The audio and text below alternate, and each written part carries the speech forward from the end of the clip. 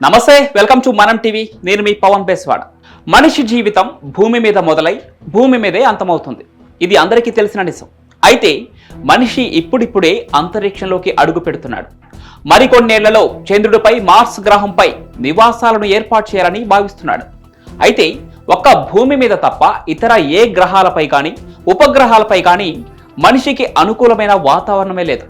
అందుకే శాస్త్రవేత్తలు ఇతర గ్రహాలలో ఆర్టిఫిషియల్ వాతావరణం క్రియేట్ చేసుకునేందుకు ప్రయత్నాలు చేస్తున్నారు. మరి చంద్రుడిపై లేదా మార్స్ గ్రహంపై మనిషి మరణిస్తే మనిషి శరీరం అక్కడి మట్టిలో కలుస్తుందా అన్న సందేహం చాలా మందికి ఉండే ఉంటుంది. ఈ వీడియోలో మనిషి చంద్రుడిపై చనిపోతే అక్కడి మట్టిలో కలుస్తుందా, కలవదా, అసలు ఏం జరుగుతుంది అనే విషయాలను తెలుసుకుందాం. భూమిపై మనిషి చనిపోతే ప్రకృతి తన పని తాను చేస్తుంది. శరీరాన్ని భూమిలో కలిపేస్తుంది.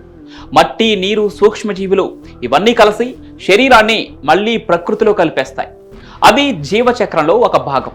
కానీ చంద్రుడిపై ఆ ప్రక్రియ అసలు జరిగే అవకాశమే లేదు. ప్రస్తుతం చంద్రుడి మీద గాలి గాని, నీరు గాని లేదు. ఇక జీవరాశి అయితే అసలే లేదు. చంద్రుడిపై భూమిలో లాగా వర్షాలు పడవు, గాలి పీల్చే పరిస్థితి ఉండదు.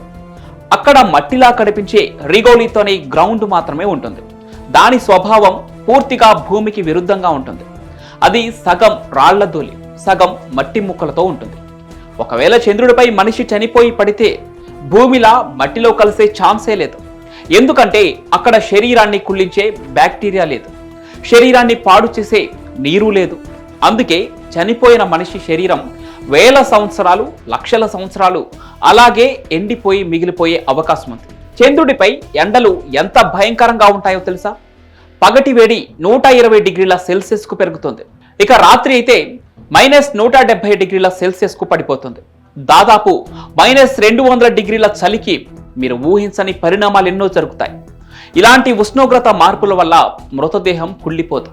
శరీరంలోని నీటి అణువులు అక్కడి వేడి వల్ల పూర్తిగా ఆవిరైపోతాయి. శరీర మాంసం వేడికి కరిగిపోతుంది. ఇక ఎముకలు ఎండిపోతాయి. ఫైనల్గా శరీరం ఒక రకమైన మమ్మీగా మారుతుంది. అలా మమ్మీగా మారిన శరీరం కోట్ల ఏళ్లు దాటినా చెక్కు చెదరని ఒక శిలగా మారే అవకాశం ఉంటుంది.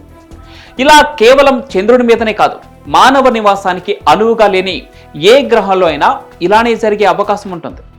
ఇంతవరకు చంద్రుడిపై మనిషి చనిపోయిన ఉదాంతం అయితే రికార్డు కాలేదు.